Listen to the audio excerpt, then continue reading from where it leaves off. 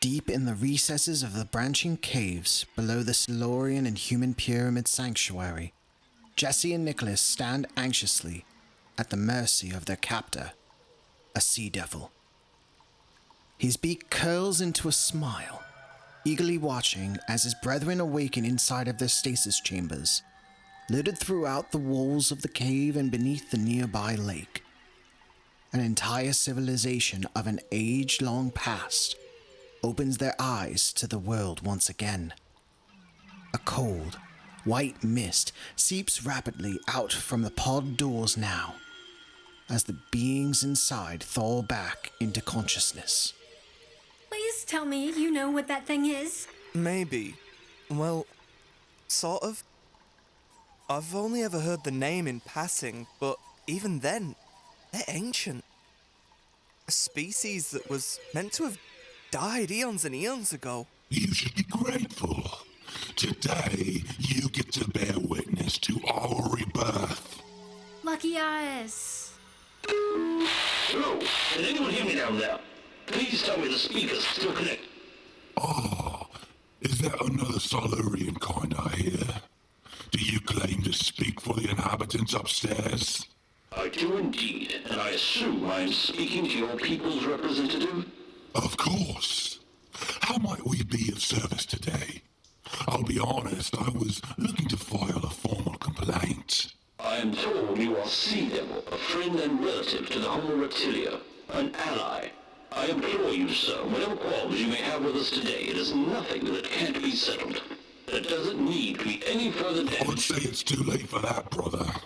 Your kind have already made your choice, while the dagger rests firmly in my people's back. When the civilians above suffer their casualties from the battle that will shortly commence, you think on those consequences, and let it weigh on your heart, as your leeching has already done to mine. I can just pass for a minute, thanks. Hello, apologies for the interruption. I see you're having a little party down there, so I thought I'd just pop in. Check if anyone wants a custard cream. Oh, they're phenomenal. Doctor, this is a secure channel. Establishing contact below is of utmost importance. You can't... Well, yes. Why do you think I'm using it? You're a little late, Doc. Yes, sorry. Again. I didn't exactly account for you stumbling upon the dormant army of an ancient civilization. I probably should have. You do have your moments. Swear to God. Speaking of which, hello, Mr. Sea Devil. How do you do? Ever so curious. The man knows me, of my kind. Absolutely. I've met you boys before. Different branch, mind you. Sea devils are a sister species to Silurians. That'll be why the architecture of the caves looks so similar. Brilliant work, by the way. But what makes them different is their ability to survive in the oceans, just like it says on the tin. They thrived amongst the depths of the sea for millions of years before everyone else arrived. Of course, that turned most of them into warriors. Hostile environments do that to you, I suppose. You wouldn't put off wrestling a prehistoric shark if it gave you the wrong look. Amusing.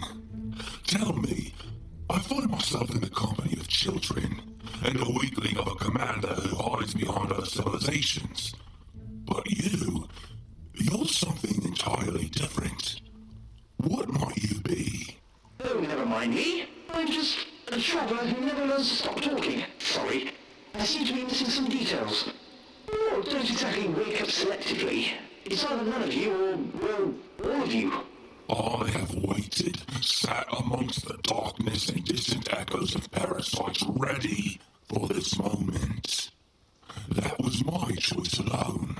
All this time, down there, on your own. What kind of psychological effect must that have had on you? Do you really think I care? I waited. I continue to wait for however long it takes. And now that the time has finally come, I shall be the first to light the flame, shining on the Sea Devil's path to glory. I see. So this is the path you've chosen. I'm sorry, I don't think I caught your name. Commander Tredros, Elite Group 3 of the Sea Devil Militia. Commander Tredros, pleasure to meet you. Well, not really, but I can't forget the value of etiquette in times like these. Tell me, Do you think it's appropriate to wake your people from their slumber to face battle so soon? They haven't even had a good morning cover yet. What kind of commander would allow that? I applaud your pitiful attempt to poke in my pride. This conversation is a waste of time. Ready your armies or your full surrender. Whichever eases your nerves more. I'm finished here. Now, just a moment. Jessie, are you alright down there? Oh, I'm fantabulous. Good, good. Nicholas too? Hello, Doctor. Oh, Stella. Tredros, whatever the outcome of this conflict, I'd better not see any harm come to either of those humans. They happen to be two of my favorites. Oh, most certainly. You'll be seeing them again. Very soon. Wait, why? Why comply so easily? Why keep us alive? Because you, child, are leverage. If they break through my tunnels, if I see even one human or Silurian before our first assault, then you will die. And if they lack the self-awareness to realize that, well, that isn't my problem. Consider yourselves prisoners of war.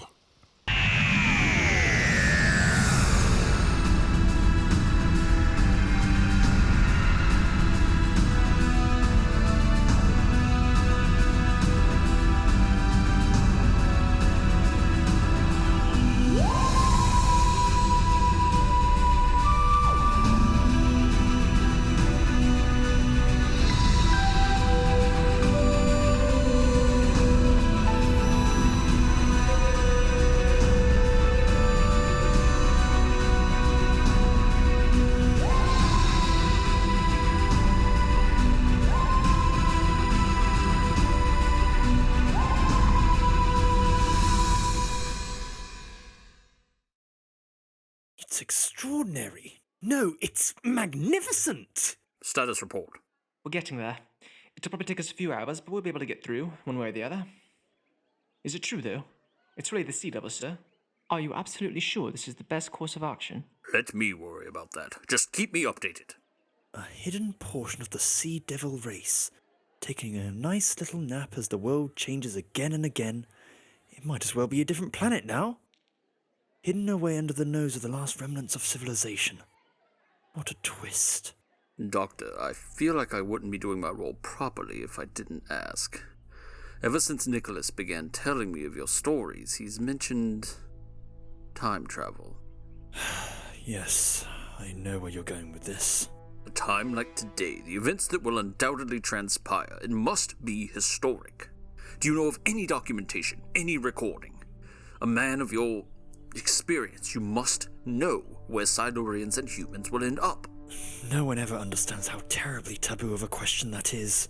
I'm not asking you for all of the details, butterflies and all that business, but can you at least grant me peace of mind?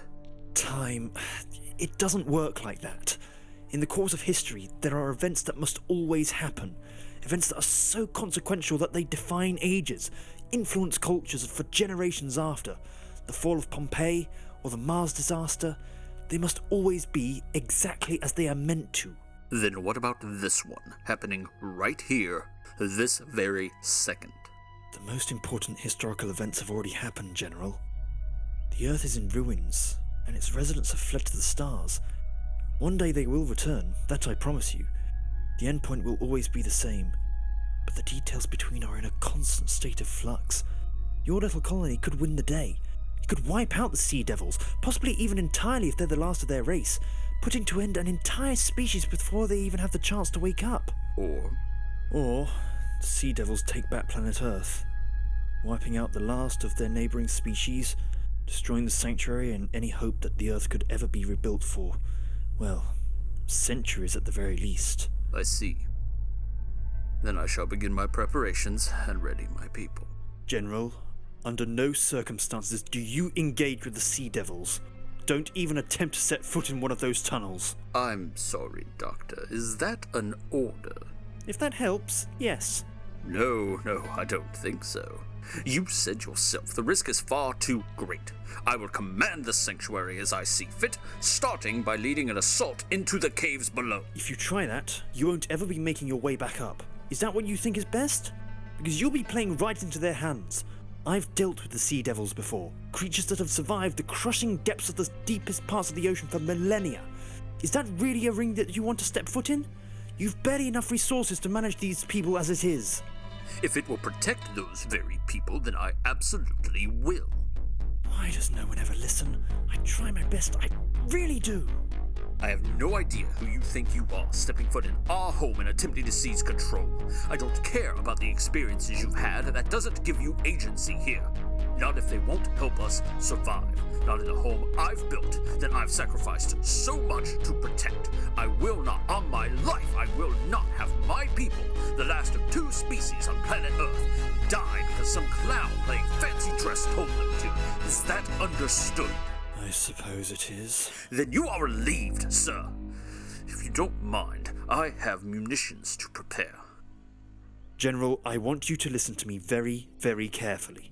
I say this not out of spite, but as a courtesy. A warning. Today, of all days, you don't want to risk not having me on your side. With all due respect, that isn't my decision to make. A sea devil awakens, stumbling out of his stasis chamber in a hazed confusion, onto the rough cave floor beneath. Surrounding him, in the dimly lit tunnel, is his kind. Large black eyes above wide pointed beaks, the aquatic people shiver as they shake back to life, all still in various stages of dehibernation. Some are still waking up, emerging from the cold embrace of the cryopods. The others walk out from the lake that lays at the center of the room. Across the room, Commander Tredros strides angrily while discussing with another sea devil, as a frustrated Nicholas watches on in angst. Lieutenant Lohlan, how many? I'd say about 35% so far and counting. At this rate, we might as well raise a white flag for the enemy. It's not fast enough. We're working as quick as we can. The more that wake up, the more are able to help, but you have to admit, this was a bit sudden. Is that a hint of doubt in your voice, Lieutenant? Perhaps you'd feel more comfortable up there with the vermin that have stolen our home? Don't be absurd. Then back to work. Commander, your condition. Forgive me, did I ever ask for your opinion on the matter? I'm fine. I can still walk, still raise my voice, can't I? That's more than enough. Now, I want an update on Project Scion. Of course. Our agents are already on their way to the surface position. We don't have an exact ETA, but it shouldn't be much longer. Good. Good. They won't ever see it coming. Across the room, Nicholas sneers and grits his teeth. This is ridiculous. They can't just expect us just to sit here and watch while they amass an army against my home. Against everything I've worked towards. This can't be happening. Nick, you're shaking. You need to calm down. Calm. Calm. We just discovered a sleeping army right beneath our noses this whole time. And that's the reaction you expect me to have. Listen, I get it. I'm not jazzed to be here either, but there's nothing we can do right now. No sneaky escape plans, no TARDIS at the ready. It sucks. But isn't this your job? Dealing with extraterrestrial threats? You don't have a plan for this sort of thing? I've tried my hardest to be prepared for anything. But this? No. I'm out of my depth. Maybe I'll let my hopes get carried away by the prospect of a man falling out of the sky in a box to solve the problems that got too out of hand.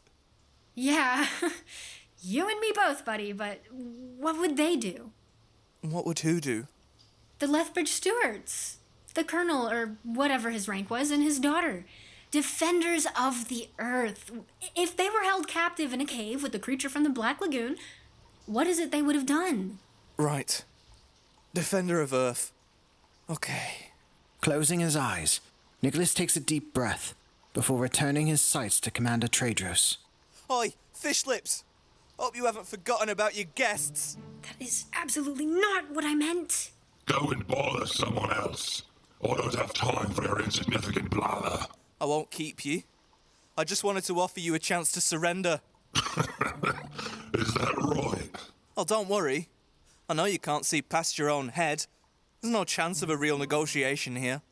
I just wanted it on record that I tried. So in the end, the full force of Sanctuary comes thundering down upon you. At least, we offered you the chance to stop before it all fell to pieces. Dare I ask, what exactly inspired this false confidence? You think this is the first time humanity has gone up against an unmatched force? That we haven't been unprepared for an attack before? The Sea Devils don't even scratch the surface. We blew the Sontarans and the Zygons out the sky. We fought off the likes of the Daleks with primitive 20th century technology. My family alone have done more than you can even comprehend, Tredros. And at the end of this feud, I'll make sure you remember their name. And you assume that alone will make me tremble? Your pitiful attempt at living up to a legacy? I think the worst mistake you can make right now is to underestimate us.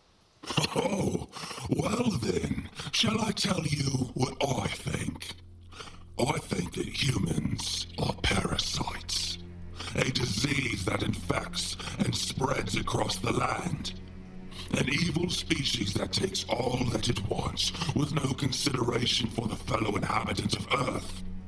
You ravage the lands, pollute the seas, pump toxins into the air. And after all of it, when the planet fails to serve you well, you run away up into the stars.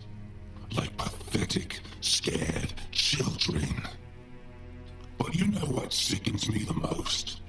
After you've taken and destroyed, once you pillage what is not yours until there is nothing left, you corrupt. You've brainwashed the Silurians, our former brothers, into thinking you can actually achieve prosperity. Spare me.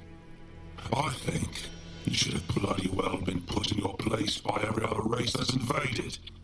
You're not a species of noble heroes. You're a thieving virus too stubborn to die. Which is an issue I will take great pleasure in rectifying. You can't be serious. We didn't steal this place. How were we meant to know you were still down here? What did you expect us to do? Die on the surface? Is that good enough for you? If only. You'd be doing the rest of the universe a favor. You vermin weren't responsible for the solar flares, but you might as well have been. You stripped this planet of its resources, and you expect me to pity you? You're a poison. And I say you should sleep in the bed you made for yourselves. I really don't care whatever your warped perception is, or what you think is justified. I will protect every one of those people up there until my dying breath. And if that means I have to kill you myself, then so be it. Do you understand? Careful there, soldier. Need I remind you of the position you're currently in? That's enough. Nick, just calm down. You see, boy, your missus is just so much more admirable. She knows to respect her superiors. Oh, gag me with a spoon. You murdered an innocent man today. There's no way in hell I'd ever respect you. Waving a webbed hand, Tredros dismisses the two, returning to his work.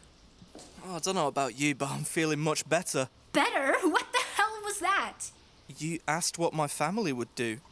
When I said that, I wasn't expecting you to go and antagonize them, you idiot! They definitely wouldn't sit around and just fret. That doesn't... whatever. We'll just have to wait for the doctor. What's that supposed to mean? That right there, pledging to defend the Earth. Isn't that what the doctor would do? You mean personally threatening to kill him? No! That is absolutely not what the doctor would do. The minor victory washed away. Nicholas's heart sinks. There are few words he would have liked to hear less.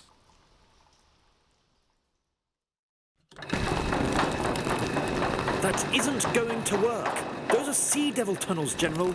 You're playing on their terms now. If I wanted your input, Doctor, I would have asked for it. You're more than welcome to leave us to our business.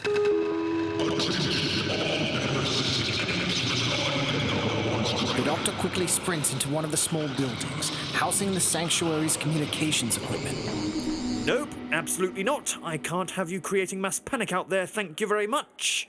In front of him, several screens activate. At the top of the largest, a light glimmers onto the floor, projecting a hologram. Now standing before the Doctor is Commander Tredros. He looms over the Time Lord with a tall posture, completely unamused. This'll be a private chat, just the two of us. It's nice to finally take a proper look at you in the holographic flesh. Long necks are still one of the bonus features I see. A pity.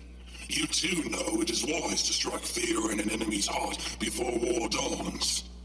You're the clever one, the time waster from before. An accurate title. There isn't going to be any war, understand? Let's negotiate something, Tredros. This doesn't have to escalate any further. No one else needs to die. How pathetic. The mere notion. There is no path to peace when the enemy has already taken their spoils. I might as well admit defeat on the spot. Why? Why this inability to get along? It's always about taking back what you think you've lost. I've done this so many times now. What's the point of waking the Sea Devils and throwing them straight into war? What kind of a life is that to live? I noticed it before, but it's obvious now. You clearly aren't human in origin. Your species. Go on, give me a name. I'm the Doctor. I asked for a name, not a title. Time Lord. And now the picture comes into focus. Tricksters, chaos kind, the bane of my species. Foretold in our scriptures for eons. Do you not see the irony in that? The race that manipulated minds so eagerly now wants to broker a deal of peace. I promise you, I never had a hand in any of that. That's not who I am. In fact, I did my best to stop them. I worked with... What? With the humans? That tells me all I need to know. When I look upon you, time waster, do you know what I see? Lost potential. Yes, that's it. A man of your intellect, hiding beneath a mask of fake charm, a pompous veneer, choosing to ignore the truth of this life because it's easier. I'd almost respect you if you didn't reek of arrogance. You're waging war against a civilization trying to rebuild your world. I'd say that's pretty cut and dry, wouldn't you? Scroungers, that's what they are. As clear as the sun was once so bright. You condemn my methods of leadership, and yet you ignore the obvious injustice here. Of taking back property that was wrongfully stolen. But not at the cost of lives. Innocent lives. But not the lives of my people. Therein lies the problem. You see reality, yet you choose to ignore it in service of this black and white morality. Perhaps it impresses your underlings. Helps you drift confidently into slumber every night. Is that it? With a mind so powerful, how do you live with the moral insights of an adolescent? Funny you mention age. I've seen quite a lot in my time. I'm likely far older than any civilization you've known. Oh, my people have been frozen for millions of years. Are you really that old? Quite frankly, it depends on how you count. But when I'm feeling braggadocious, how's 4.5 billion strike you? So that arrogance is well placed. All that time alive, and yet you still choose to live a lie. You convince yourself that, under any circumstance, death is wrong. War is an absolute evil, and you impose that guilt onto others for personal flattery. So let me inform you, Doctor, of my reasons, of my ambitions. Through that tunnel are two races who have wronged my family, who have taken what they want because it benefits them, who have stabbed their own subspecies in the back. And today, I enact justice. I settle the score. I shall offer a hand to the Sea Devil kind and lead them back to their motherland. If we shall have to walk over the corpses of our enemies to do so, then so be it. Now, tell me, how does that make us any different from the surface dwellers you choose to protect? That's a lovely question. I can't wait to watch you discuss it with your neighbours. Today, humans, Silurians, and Sea Devils make their peace. You're all going to drop your silly disagreement over these tunnels, of all things to make a fuss over. You're all going to shake hands with a lovely little smile too, even if I have to put you both on timeout first. And the result? No one dies. Tell me, oh please do, how you plan to enact that. I'm ever so eager to know. Oh, nothing to say. That's because you don't have a plan. You have nothing. You're a platitude preacher, consumed in your childlike ethics. We may live below, but I hold the high ground here. My cause is noble. This war is just. A just war? That's an oxymoron. Oh, Doctor, you are nothing if not amusing.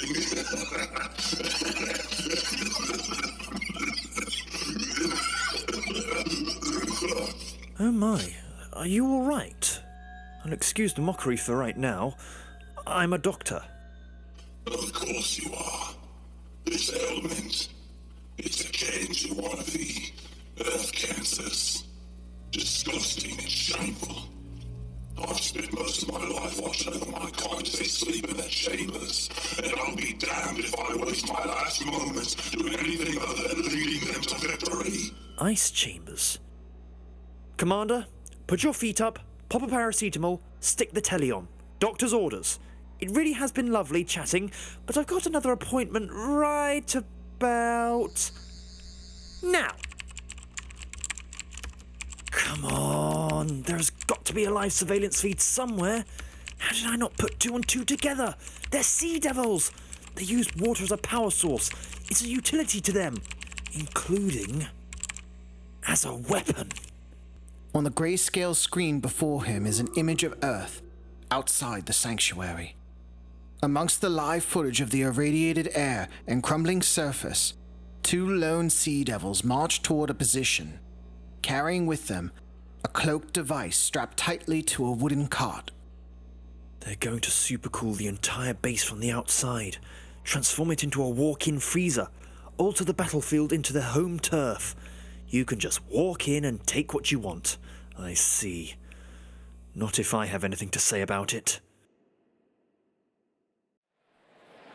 Gathered amongst each other in the sprawling crowd, residents of the sanctuary stand amidst the center of the dome. Miners, farmers, nurses and engineers, waiting with varying levels of patience. Behind a makeshift microphone in the front center of a raised wooden platform, General Onlor stands anxiously with his back towards the crowd. Surrounded by his closest comrades, he dares not face his audience. Here, Gabbi. What do you make of all this, then? Since when was my opinion suddenly important to you? You work around the higher-ups, right? Do you know what this is about? To be quite frank, I know about as much as you do. It's all just a bit serious, isn't it? A bit too formal. Well, I suppose everything has been a bit weird. First, the tunnels cave in. Then we have Mr. Deep and Scary blasting his voice all over the pyramid out of the blue. At least today hasn't been boring. I could kill for some boring right about now. Oh, you definitely know more than you're letting on. What, are we being invaded or something? All right, is this thing on? I thank you all for joining me, but I'm afraid it isn't under positive pretense. We've had a disturbance. Down amongst the audience, the Doctor's bright figure pushes through the crowd towards someone in particular. To be quite honest, I've been struggling with how to address this, with how to properly bring it to your attention without causing panic. But I'm afraid we don't have a lot of time. as you undoubtedly... Sorry, pardon me. I do apologise. Marvellous, it's you! It's me. Hello? Hello, you are the right person, aren't you? The brainy scientist with the brainy specs? We spoke earlier. Right. You're that doctor, right? The definite article. Any chance I can borrow you for a very incredibly top-secret mission? I don't have a choice, do I? I'm afraid not, although I appreciate that you didn't make me say it. Very brainy indeed. This way! Whoa! The doctor grabs Gabbi's hand, pulling her out and away from the crowd. Up on stage, General Onlor pauses as he spots the pair heading off. More than suspicious. Okay. There better be a very good reason you're making me do cross-country. I wanted to get to this. Stopping in front of Gabbi's workstation, the pair take a moment to stare on at her messy desk, littered with papers and machine parts. Care to elaborate? This, your special gadget, machine, device that can eliminate radiation on the planet's surface. That thing? That's what you dragged me away for? It's not even working yet. It's an idea, a concept at the most. A brilliant idea! An absolutely phenomenal idea! That just needs a bit more love to give it the kick it needs. And thankfully, I have the proper foot for the job. Dare I ask what for? My plan, of course. Your plan? What is your plan? A good plan. A very, very good plan. Sure, but what exactly is it? Oh, such a phenomenal plan. Don't you agree? Yes, of course you do. Ha! I'm sorry. What was your name again? And now he asks. It's Gabbi. Gabbi! Can I call you Gabs? Sure. Gabs, I'm about to do something remarkably important that could save every single resident here, everyone you've ever known, and to do that, I need this device. But what for? It doesn't work. It's like a barrel of fuel without the actual ship. I'm going to fix it up to be the best version of itself it could ever hope to be, which means I'm going to need to borrow it. How good are you at returning things? I won't lie to you, I don't have the best track record.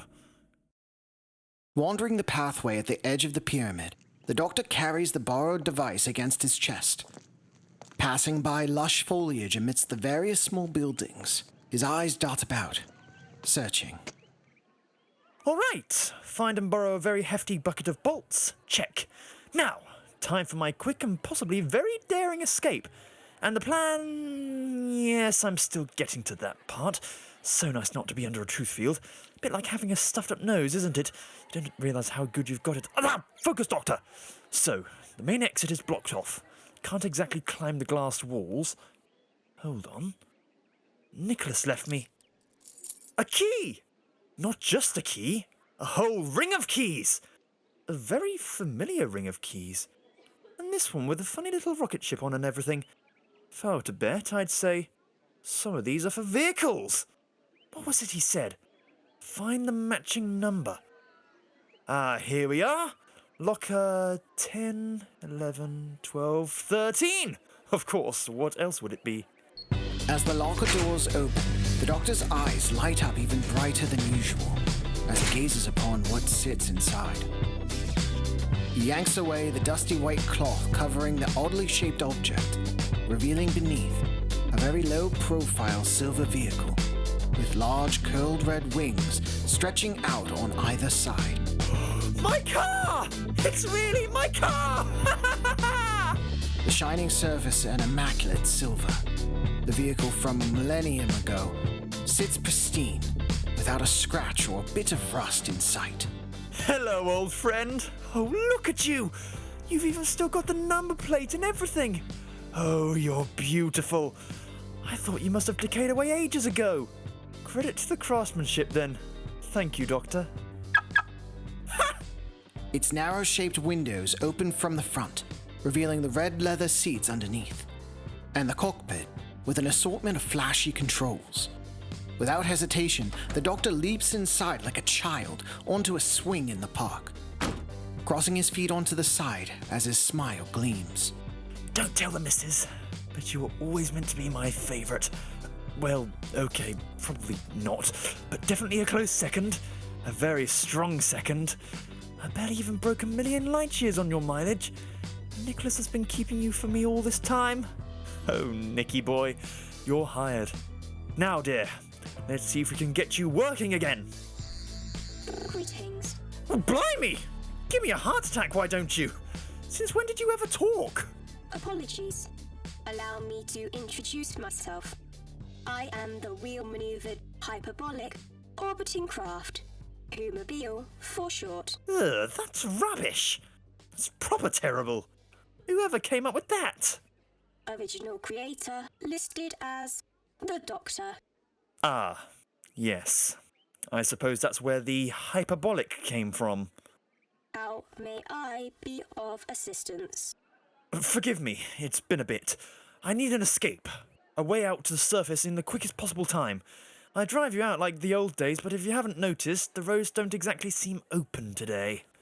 The Whomobile is fitted with a custom evacuation dematerializer, designed to transport any passengers to the nearest surface in mere moments. How was I ever able to fit something like that in here? To quote my creator, the Whomobile is dimensionally transcendental.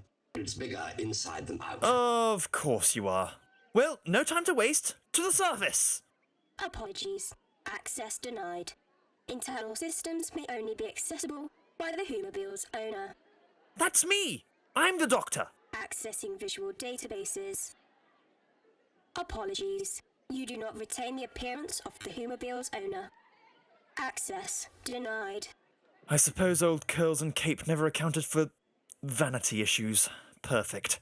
Well, it's always polite to ask first, at least. And a presto!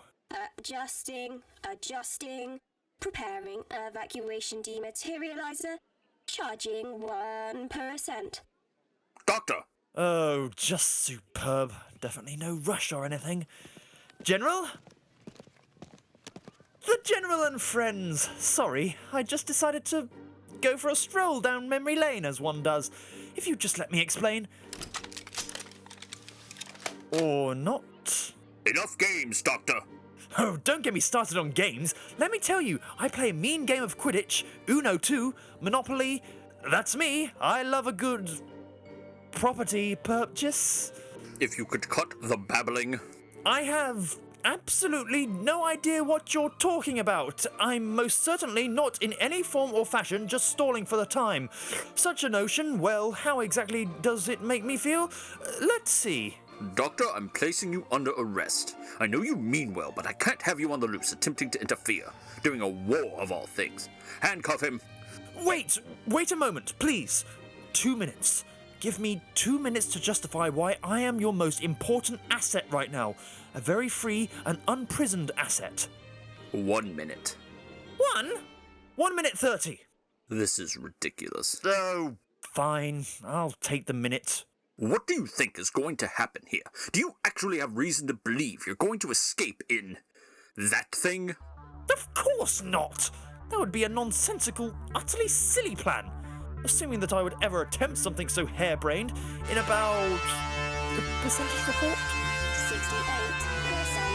I've had enough of this. Grab him! Are you sure, General? I'm absolutely certain, because I'd say in about 20 seconds, you're going to have your hands very full. What are you even talking about? The trees in this sanctuary are absolutely lovely. How close are you with your neighbouring fauna? All of you? Because I suggest grabbing onto one very tightly. Activate non-lethal anti-repulsion system! Activating. I said repulsion, not radio. What will this do? Lull them to sleep with dulcet tones? Activating. The car suddenly sends a continuous, powerful burst of air from beneath. Outside of the locker, the General and his men are blasted back with a mighty torrent of wind. Quickly latching onto the branches and tree stems with all of their strength, The soldiers barely hold on as loose foliage and twigs are blown away with ease. They peer forward with clenched eyes as the doctor stands atop the red padded seats, placing Gabbi's device onto the seat next to him and closing the folded glass cover. You're a madman! You're going to get yourself killed out there! Only one of those statements is true. Now, I've got a lift to catch. Toodaloo! The doctor smiles with an untempered excitement before pressing a button on the Whomobile controls as it dematerializes quickly with a flash of bright blue light. As the doctor vanishes, everyone left in the pyramid falls back to the ground. Bewildered, they slowly rise to their feet and brush themselves off. Sir, what in the hell was that thing? This isn't the time. What are you all standing around for? We've got work to do. Just, whatever you do, make sure this incident isn't filed in the report. Deep below, in the Sea Devil's cave, Jesse is perched upon a boulder, waiting patiently, watching over the awakened race as they equip themselves with heavily padded armor and ready their weapons from crates dragged up from underneath the lake. Nicholas approaches, but more relaxed than he was previously, carrying 2 flasks in each hand. Considering they practically breathe water, I figured they wouldn't mind giving the guests a drink. Thanks. I didn't want to risk approaching any of them if they were as snappy as their leader. Believe it or not, they just seem like, well, people. Hardly the big-bagged monsters who want to destroy the world. They would never tell me, but some of them seemed anxious. Like they aren't all in on the idea of war. Well, still, at least we're not in handcuffs. True. I guess there's always a silver lining somewhere. We're okay.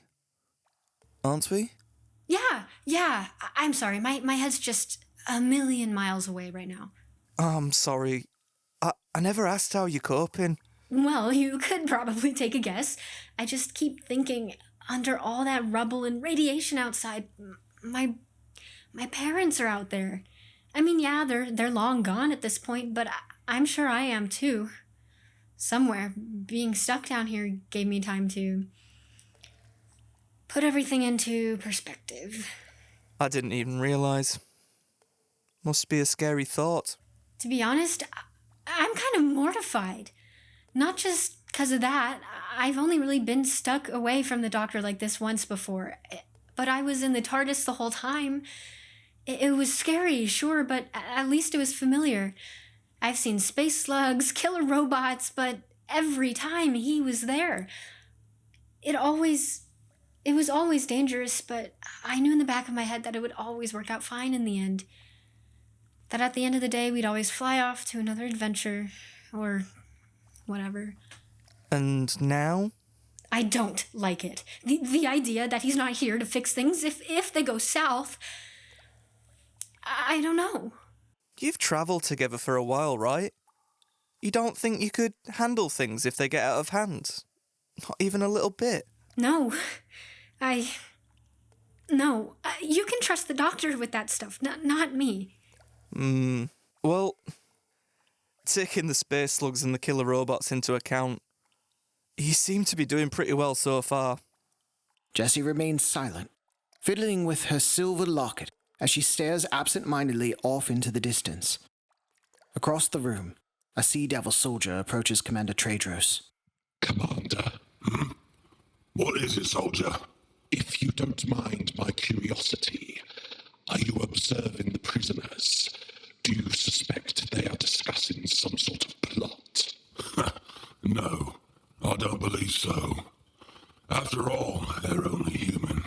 If you weren't already busy, I have with me a vital update from our scientists working on our remaining stasis chambers. They are urging for a final decision on the matter. What are you talking about? Final decision?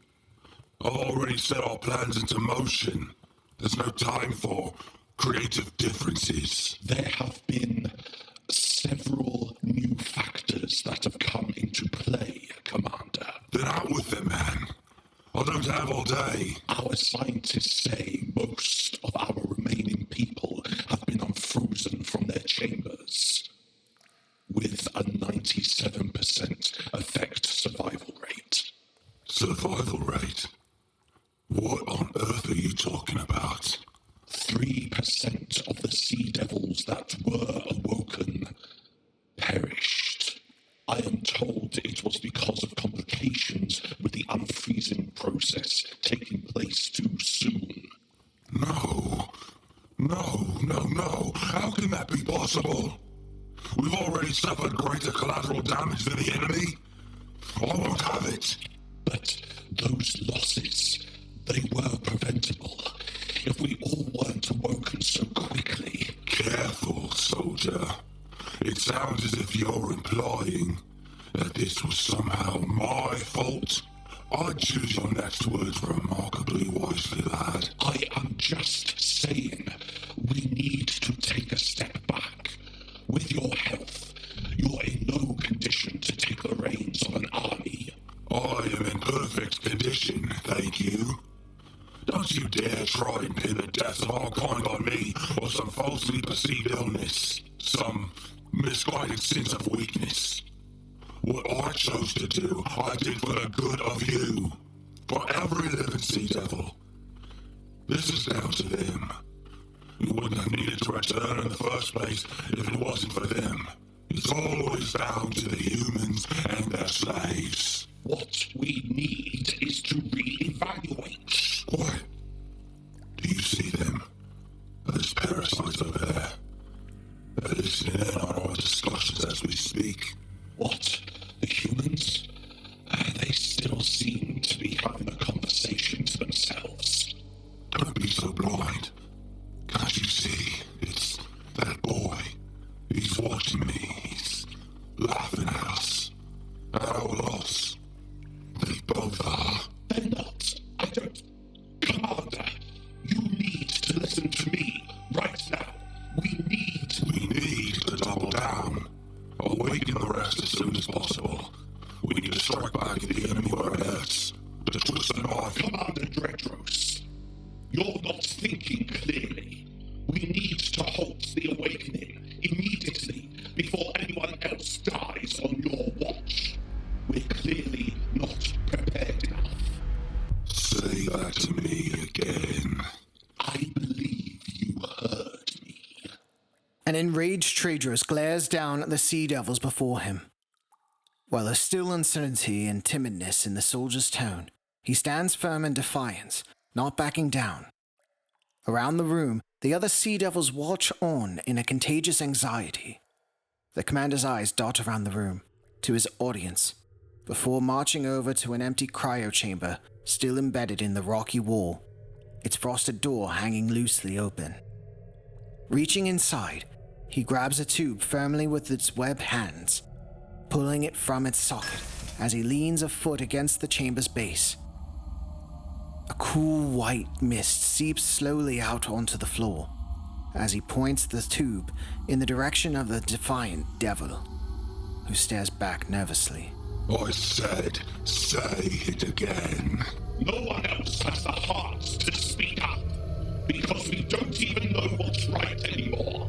But if we let ourselves be indoctrinated by a sick, angry, old man, we might as well have just died in the ice. Your judgment is clearly impaired by pettiness. Our brothers wouldn't be dead right now if it wasn't for your leadership. I am not afraid to say that. Understood.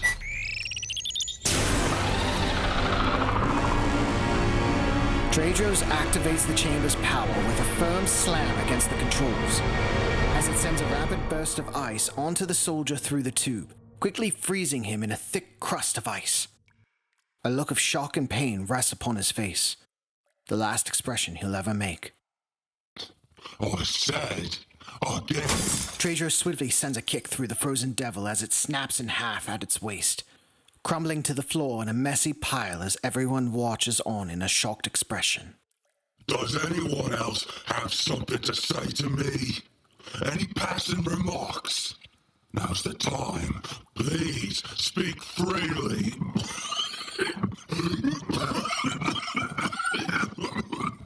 Commander, it's me. I have an update on the surface, and please sit down a minute and catch your breath. Lohlan, go on. The 2 agents positioned on the surface with Project Cyan have returned unexpectedly. What are you talking about, unexpectedly? What is the status of the device? That isn't clear, but what they have returned with is a message directed at you, sir. What? Here, I'll play it for you. Hello, Sea Devils! Your friendly neighborhood troublemaker here, with a message for that moody commander of yours. I was in town and I just thought I'd swim by. Ha? Get it? And on my travels, I happened to come across 2 lovely amphibious friends. In my experience, it's probably best not to ask how I convinced them to head home for the day, but they seem to have been at work on this very interesting glowing contraption that, oh, I don't know, was intended to freeze the entirety of the sanctuary from a distance. Just a guess, but knowing me, I just can't help but fiddle with very interesting glowing contraptions. It's just too much fun. Call it a bad habit. Question is, what do you plan to do about it?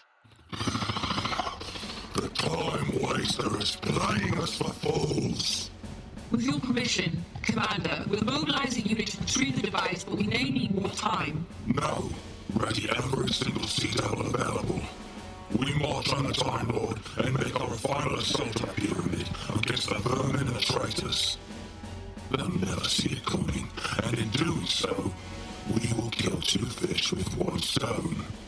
Contain the prisoners. They come to. We're gonna give him exactly what he wants, and I'll get to see that smug smile finally drain from his face. In here, General. What is it? What am I supposed to be looking at?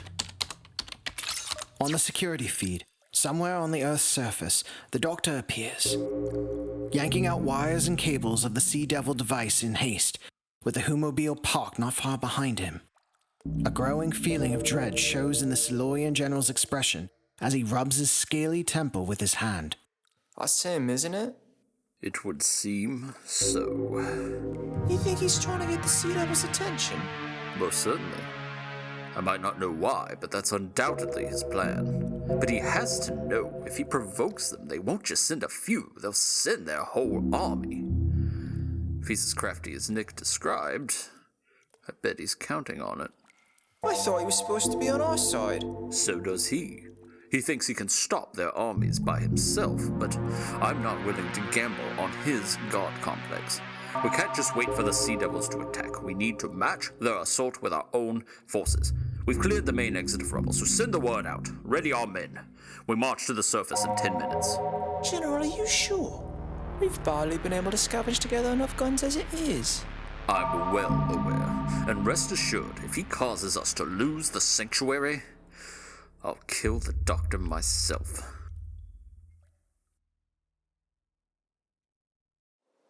Under the irradiated mists of the glowing crimson sky, a busy Doctor works hectically, enthusiastically winding up gears and flipping switches, briefly stopping only to wipe the sweat from his brow. His alabaster jacket is removed, folded neatly on the side of the Humobile door. The sleeves of his blue sweater are each rolled up to his elbows in an attempt to beat the heat. The gloves, as ever, stay on. In front of him sits the device narrowly acquired from the Sea Devils. Egg-shaped, it's made of ancient dark metal. Its shell split down the middle. The Doctor reaches past the various blue runes and gems on the surface to maneuver the wires and pipes inside. Out of the top, a cool white mist seeps slowly into the air. And finished! Are you finished? As in proper finished. Oh, why do you need to charge up? Why can't anything be ready when it's actually needed? Well, at least I don't have company yet. To be fair, I walked right into that one. Emerging over the hill to his back, an army of hundreds upon hundreds of Sea Devils march in formation toward the Doctor. Every individual soldier is dressed in a complete set of layered white body armor, with a pronged blaster held firmly in both hands. Commander Tredros leads them at the front, marching at an angrier, more determined pace. To his side walk Jessie and Nicholas, each equally anxious. Their hands tied together with an electrified blue chain, they're pushed forward by the devils behind them. Right. The guests for the evening have arrived. That was the plan. That was always the plan. I just haven't set out the hors d'oeuvres yet. So, what I need is to keep talking. Again, I convinced the angry tuner with guns not to use me as target practice. I can work with this. From the glass pyramid in the distance, another loud set of footsteps march toward the doctor. He peers his head around anxiously to spot a crowd of human and Silurian soldiers, a group roughly the same size as the Sea Devils. Their marching order is less formal, and their equipment far less advanced. Oh, lovely! More guests! For an occasion like this, I'll have to pour some Menage a Trois Red Blend. Shouting at the sky, Time Lord. Can't say I'm surprised. Now is the time to make peace with your gods. But isn't it quaint to finally meet in the flesh? Likewise, Commander. Like a scared rodent in a corner. Go on. Don't keep me waiting. Let the mark of my blood be the start of your inevitable reckoning. If we can hold off on the shooting for just a minute. Holding a hand up to each side, the doctor gestures for the approaching armies to stop. Cautiously, Onlor and Tredros both halt their advances. For now. Taking a moment to look over the soldiers on each side, the doctor finally spots Jessie and Nicholas, who worriedly look to him for hope. Flashing them a bright grin and a wink, he returns to addressing the infantry surrounding him. So, how are we doing, everyone? We're all settled nicely, I see. The weather leaves a lot to be desired, I'll admit. I would have put out a nice little welcome mat with one of those bowls full of sweets for everyone to make up for it, but one of you would probably take the whole bowl. But that's okay. We're here. We're talking. No one has caused any egregious bodily harm. Yet. I think you'll find the vermin there are the pickpockets. The ones that steal and pillage to fill their bottomless, greedy stomachs. Yes, they borrowed your tunnels. Then you committed an act of war. That's old news. But what do you actually want? Where's the substance to all this, Tredros? What has to be said to stop this, right here, right now? Because here's your chance, for the both of you, to save your people instead of using them as ammunition. There is not a word that could be uttered to take back their offenses. Nothing that can be done to wipe the stain on my home. Don't you see, Doctor? There is no bargaining with this man. No middle ground. To be fair, you weren't even supposed to be here. I can show you all something that will end this. Today. I'm pushing my luck here, I know, but I need you to give me a few moments. Your little moment in the spotlight is over, Time Lord. And now you shall die as you lived. A waste of time. Ready arms. I suggest you finally pick a side, to find cover before it's too late. With all due respect, Commander, General, I wasn't talking to you. I was asking them. Every human, Silurian, and every Sea Devil. I'm speaking to you now, understand? Every single person pointing a weapon right now. It was never about the ones in charge, the names that make the headlines in the history books, the ones that bark all the orders. Do you want to know who this is really about? You, the soldier, the individual behind the gun. Is this what you wanted? A genocide? For your future home to be stained with the blood of a people you helped murder? Do you want to build the pillars of a reborn planet Earth atop a foundation of bones and ash? Atop rivers of blood? That's what you're about to choose. Here and now. I need you to know that. Because now's the time to decide. To unite and end this before it becomes something that it never had to be. Let me show you a better world. Nothing changes. You ignore the truth of our people, painting fanciful lies with your silver-tongued poetry. For the sake of what, exactly? Will it make you feel better once you've died? I'm not ignoring the truth, Tredros. I'm widening the scope. Do you want to know my truth? My solace that there's a path to peace? Just one dash of hope. One spark. One little doubt in this ocean of soldiers. That's all I ever needed. Let's test that theory, shall we? Aim! Prepare weapons! General, please, not you two. You know I'm right. You know there's a chance. Not anymore, I'm afraid. Doctor, get down! Firing in 3,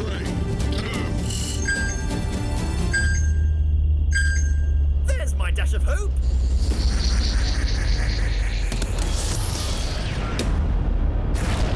The Sea Devil device whizzes alive, humming and glowing brighter with each passing second. With the buzz of his sonic, the Doctor activates it, and a burst of bright energy blasts into the sky, catching the attention of every single eye gathered beneath. Fading into the foggy red atmosphere, the energy disappears, before exploding like a magnificent firework.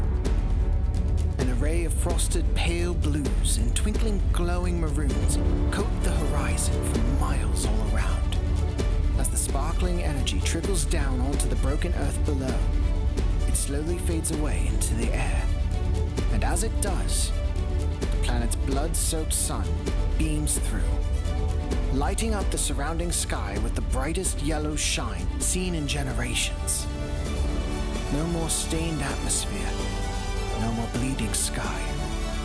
Off in the distance, mountain ranges become visible once again, and the blue hues of the horizon ripple back into view, clearing away the irradiated foggy mists, along with the stench of ash and burning.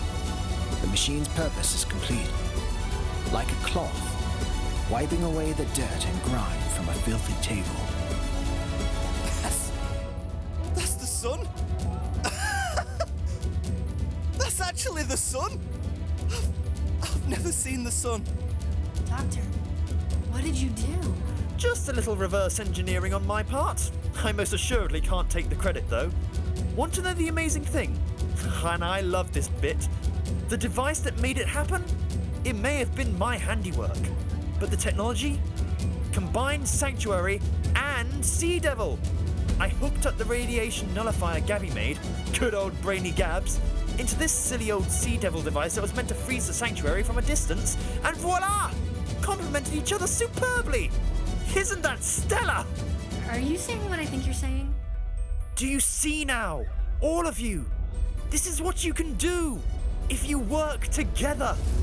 This didn't affect the entire planet, mind you. Only a very small portion. This machine probably only has one more shot in it before it conks out on us. But if you try, if you really knuckle down and work together, you can transcend this silly bucket of bolts. You can fix the atmosphere. You can have your world back. You're already doing it. Humans, Silurians, and Sea Devils. Saving planet Earth. Together. General Onlor takes a moment, staring up at the blue sky for the first time since he went into hibernation so very long ago. Finally, his eyes fall to the enemy. Still fuming with anger, Tredros stands with an untempered eagerness for shots to be fired. And as he does, his attention moves over to the Sea Devils behind him. Like the Silurians and the humans, their awe of the refreshed land is clear, a stark difference to their commander. The revolver still in Onlor's hand is slowly placed into the holster at his side. Thank you. Men, at ease. There won't be any bloodshed here today. I won't allow it. And to my brothers, the Sea Devils, I extend that courtesy to you, and hope you will do the same. How deplorable. How weak. You've already chosen your failure. Respectfully, Commander Tredros, in the words of a friend, I wasn't talking to you. An apprehensive Tredros slowly turns to face his people. His officers and soldiers of every rank, one by one, place their blasters on the ground. More and more and more, until their entire army follows in a wave of uniformity, matching the Silurians and humans across from them as they follow their lead. No! No, this is mutiny! I demand you ready your weapons again, immediately! Enough! I think I speak collectively for my people when I say this is over, Tredros. You will pay for this, Lohlan. You mark my words. You sided with the very people who spat on our history. With this cowardice, the vermin will only continue to take advantage of us. You are stealing away prosperity from the Sea Devil kind, our best chance for survival. Look around! Tredros, you look around at all of this and tell me that this isn't what's best for our people. Release the humans. Don't you dare. You touch them and I will see you executed on the spot. Understood? They weren't ever bargaining rights. These two are people. And most importantly, they're allies. Thank you. Man, these things really do a number on your wrists. And you, shut it. What? What have I done? Next time I say to take me to future Earth, you lie and take me somewhere nice. Got it? Understood. You're pitiful. All of you. A disgrace to the very planet you walk upon. Just restrain him already. I'm sick of the sight of you. Oh, wait. I totally need to say this. Taking a few steps toward Tredros, Jessie puts her hands on her hips and puffs out her chest, taking the stance of some kind of action hero. Consider yourself a prisoner of war. Didn't the Doctor just stop the war? Well, yeah, but look, he said it to us, so I feel like I just had to say it back to him. You know, I feel like... You dare to mock me, do you? While I still hold...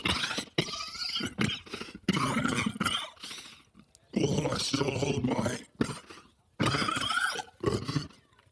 weapon...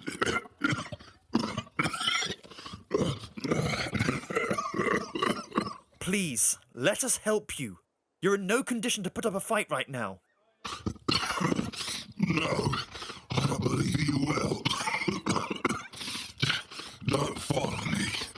If I see any one of you behind me, any of the cacophony of cowards and traitors we have here today, they die. With his hand firmly gripped over his chest, Tredros limps away in a hurry, in the direction of an ancient skyscraper that rests over the hill. Shall we mobilize a unit to retrieve him? No. Leave it to me. I have a feeling he doesn't plan on coming back. Weary, the Sea Devil Commander drags his pained body into a room full of broken windows at the top of a tall building. Perched over a cliff top, half the structure lay collapsed in the still irradiated sea down below. Tredros stumbles over the rusted office chairs and tables, resigning himself to the far edge of the wall speckled with mildew and rot. He looks out onto the ocean, what was once his home. He sees the slow tides washing against the shore, and with them washes over him a sense of calm. The familiarity, a peaceful noise from his youth, slow as beating heart. He's here! His moment of peace is quickly interrupted by the sudden emergence of the Doctor, Jessie, and Nicholas, who all rush in to find the commander.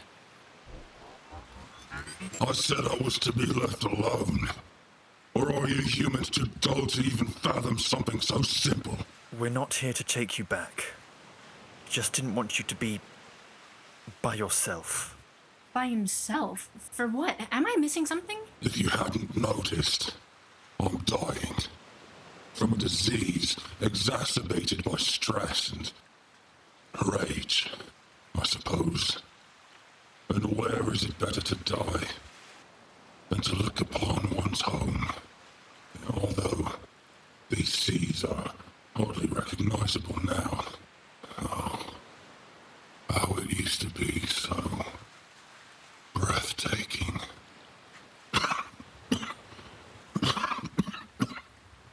I might be able to help with that, Commander. Please. It's bad enough I can't spend my final breaths amongst my people.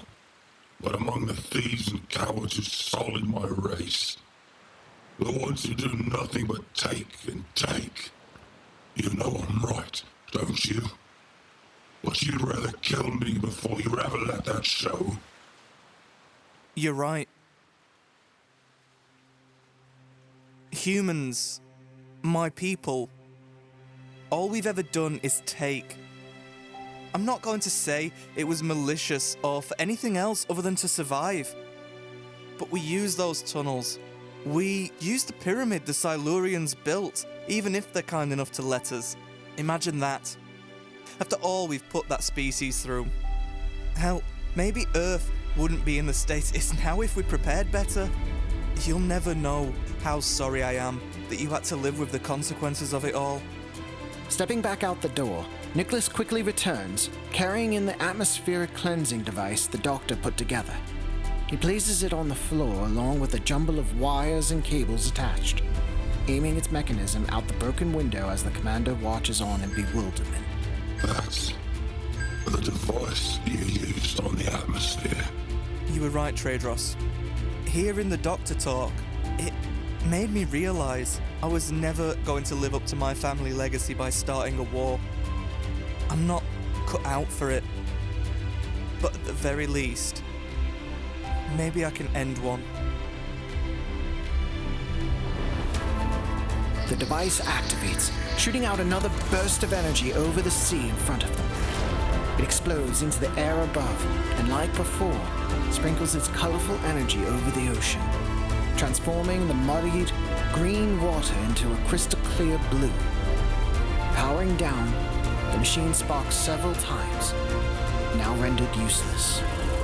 My home, just as it was. Remarkable. It may look nice, sure, but you know what really makes it? Inhabitable.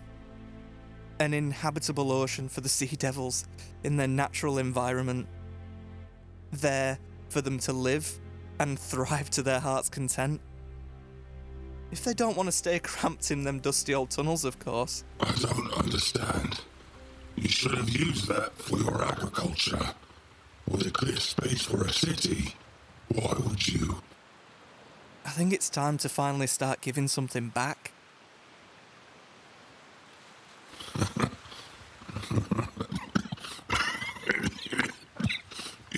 You,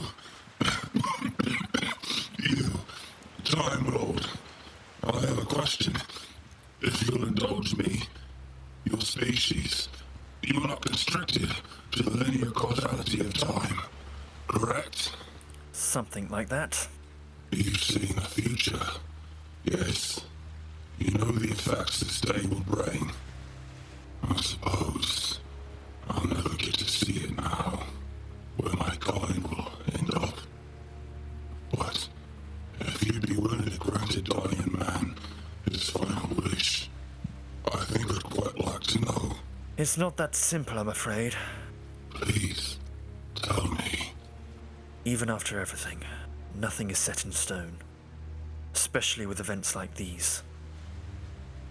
But I can always take an educated guess. Speculation, if you like. I think it's finally time for the Sea Devils to emerge from the depths. Time to put an end to the hiding and quarreling with their neighbors. Can you imagine all of that potential? Imagine, Tredros, your people using this very land as the foundation to build a new civilization. Cities emerging from the ocean and reaching out towards the skies, spread across the waters for as far as anyone could ever see. At peace with the other residents of planet Earth, at long last. And one day, together, they shall rebuild the Earth, mightier than it could ever have hoped to be. This, here, today, marks the rise of the Sea Devils.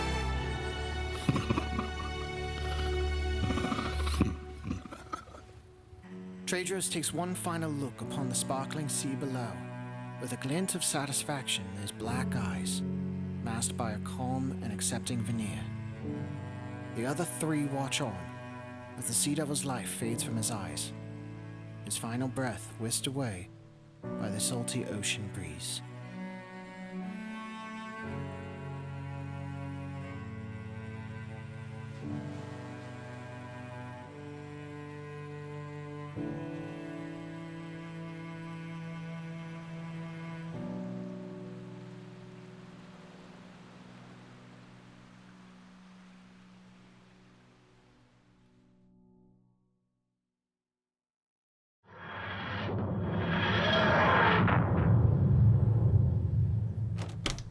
I'm never going to get sick of that.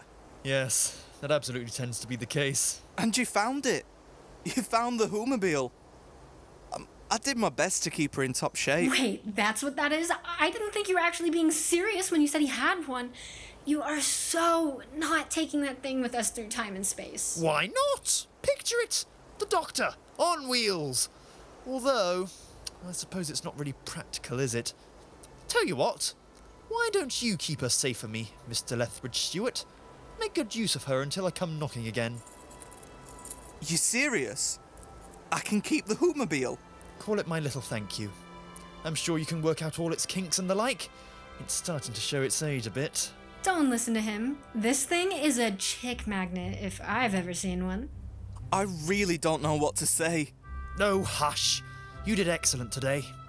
You didn't have to do that for Tredros, you know. Well, call it a sense of guilt, if anything. No, I'd call it phenomenal. He'd be proud, your family. The good old Brigadier. Kate, too. They really would be. You think so? Because... the thing is, Doctor, I'm not them. I don't think I'm a soldier. I don't think I want to be. Then don't be. If anything, today you prove that. You'll never be defined by their legacy, and you shouldn't be. Because you're going to make your own. Nicholas Lethbridge Stewart, defender of planet Earth. The Doctor embraces Nicholas with a warm hug before pulling back for a firm handshake. I suppose this is it then. As far as first dates go... Oh, I never even got to take you out in my new car. Yeah, maybe next time. I'm gonna miss your company, you know. And things got a little hectic after you arrived, but I don't think I would have gotten through it if you weren't there to talk to. Even if your eyes are embarrassingly outmoded. Keep it up, and I'll show you that my fists happen to be state-of-the-art.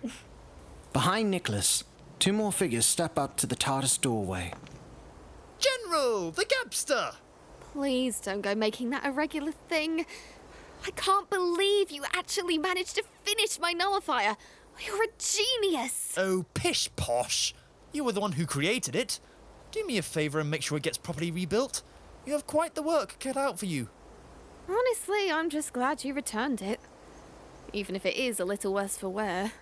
Yes, I'm just full of surprises today. And General, where are those pesky sea devils right about now?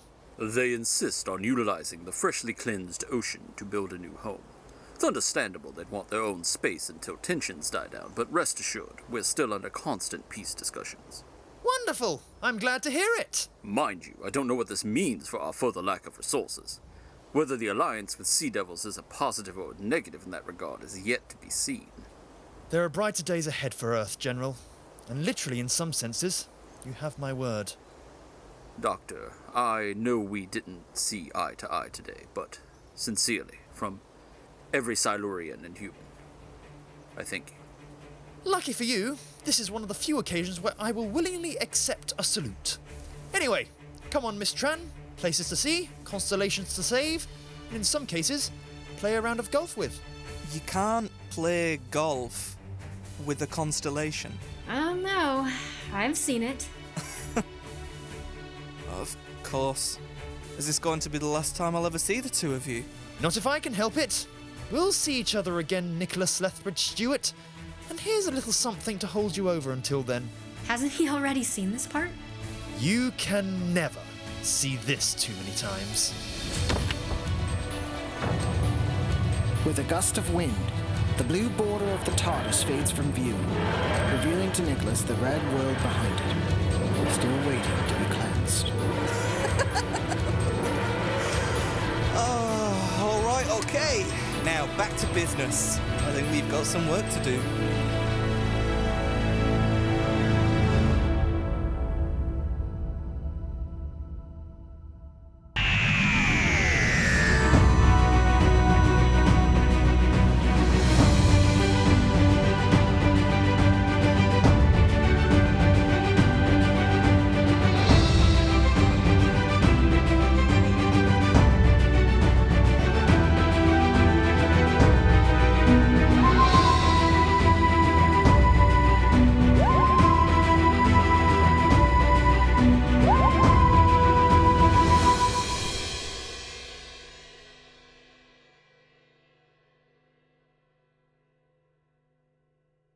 once again, here we are at the end of another episode. What'd you guys think?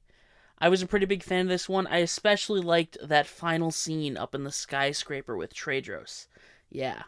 Got me a little misty-eyed.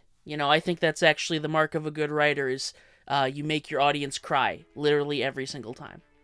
But we all know why you're still sticking around. You want to see the next episode. Well, eagle-eyed viewers, followers of the channel have already seen it, as I have shared it in my community tab. But for those who haven't seen it yet, make sure to join us next time for episode 9, The Man Who Walked. July 25th. Be there.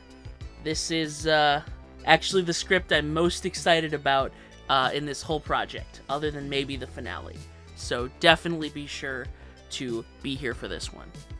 Other than that, thank you guys so much for watching. I want to say a special thank you to my patrons. And, if you want to support the channel and this project, please consider supporting us there. Make sure to like, subscribe, ring that bell, and most importantly, stay frosty.